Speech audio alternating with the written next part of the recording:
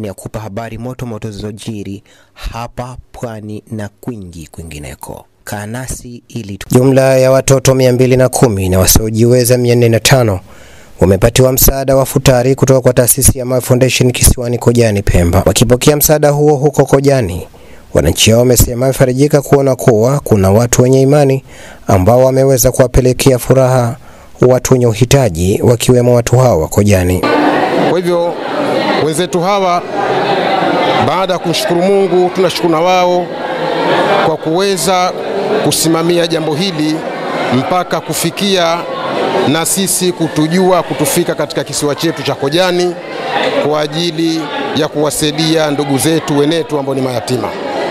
Tunashukuru sana. Mwenyezi Mungu awajalie waendelee na sadaka zao kuzitoa, na sisi tupo tunatoa shukrani.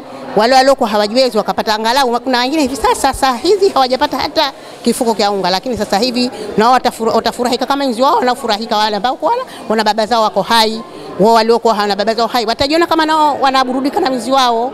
Na watu si wote waene yao, wakubahatika watu, baadhi ya watu wakapata, kwa kuwa ni kama ninavyosema, masikini ni wengi na hivi ni visiwa vina masikini mkubwa kuliko hata miji.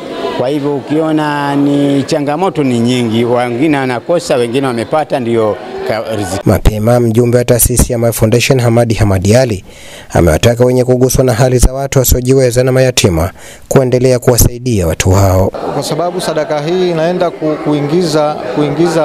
kuingiza baraka au kuingiza hamasa na kufuta machozi ya wale ambao walikuwa wanaona labda wametengwa fulani hivi, lakini kwa kupitia hii inawafariji na kuwafanya na wao wajisikie kama ni watu katika jamii. Kwa hivyo tusiwatenge mayatima, tuwe nao karibu, tuendelee kujitolea kwa ajili ya wao, kwa sababu sisi ndio ambao tumeachiwa, tunapaswa kuwasimamia. Na mkurugenzi wa Mawe Foundation Ramadhani Hamisi Atibu amewataka wazaliwa wa Kojani kuungana nao ili kuwasaidia walio wengi katika kisiwa hicho.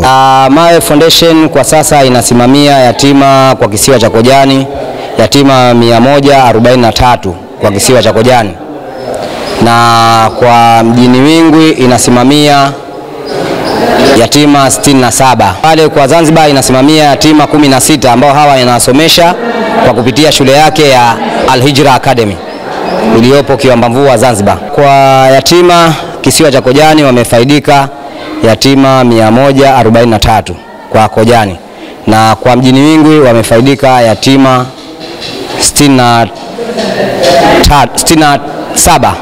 kwa mjini Wingwi. Wasiojiweza leo takriban ni watu 405 kwa kisiwa hichi cha Kojani. Mimi niwaambie ndugu zangu wa Kojani, tuigeni hii tasnia, kwamba ni tasnia njema na ni kitu ambacho Allah anakiridhia. Tusibezi haya mambo wala tukajiona kwamba ukitoa kwamba ndio unapungukiwa. Haupungukiwi na chochote. Naomba tuungane kwenye Mawe Foundation kuwasaidia yatima na watu waliokuwa hawajiwezi ili kutimiza malengo yetu. Na inshallah tuna imani baada ya miaka 2 kila mtu ndani ya kisiwa cha Kojani, kila anahitaji uhitaji wa kusaidiwa, basi inshallah tutaweza kumsaidia kwa uwezo wa Mungu inshallah. Like, kushare, kucomment na kusubscribe ili kupata zaidi kutoka hapa Pwani Habari.